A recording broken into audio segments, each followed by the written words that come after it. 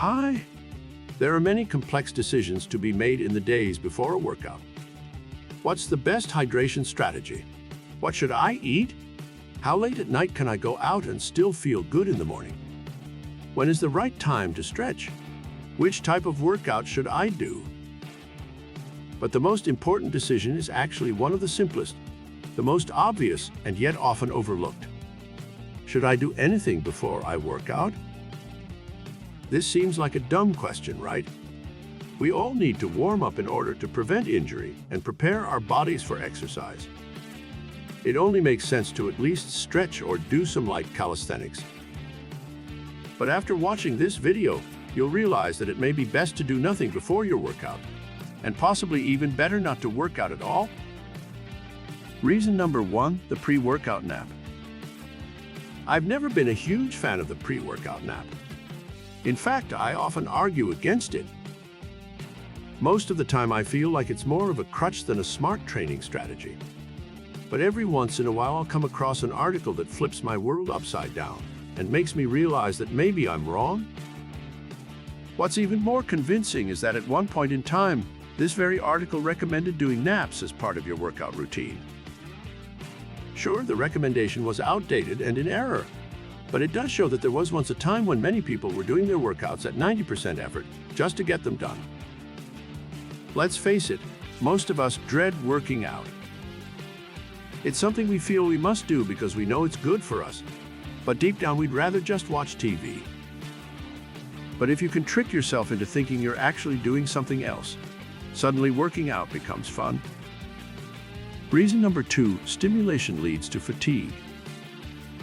The next reason why you may want to consider not doing anything at all before your workout, or at least doing the bare minimum, is a concept called stimulation leads to fatigue.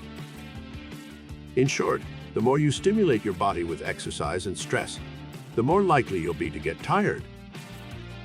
Now, this may seem obvious at first glance. After all, if you go out and run 10 miles on your first day of training for a marathon, you're going to get pretty tired.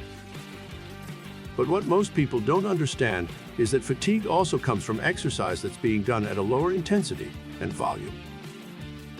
So it doesn't matter how much rest you get in between sets or exercises, you can always run yourself down. This is why I often recommend going really easy during the first workout of an exercise cycle.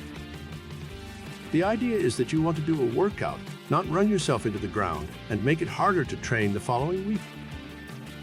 Reason number 3, not working out makes it easier to rest during your workout. One of the most frustrating things in a workout is when you're just starting to get into it, only to have your strength suddenly leave you because of fatigue or soreness. In fact, this happens all the time with my clients. They'll come in and I'll explain that we're just going to do some light calisthenics for an hour or so, but about 15 minutes later we're done because they were done. And usually it's because they overtrained in the off-season.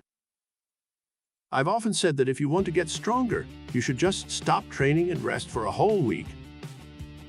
But now it seems I may have been wrong, at least when it comes to building muscle mass.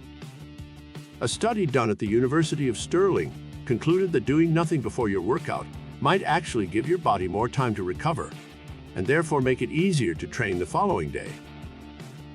Eventually, if I worked out every day, I probably wouldn't be able to train as much during a 6-week cutting phase and would be forced to back off my sessions sooner. We hope you're going to implement this in your workout routine, and don't hesitate to tell us your results in the comments below. Thanks for watching this video, and if you want more videos on how to boost your metabolism, make sure you subscribe so you don't miss out on future videos.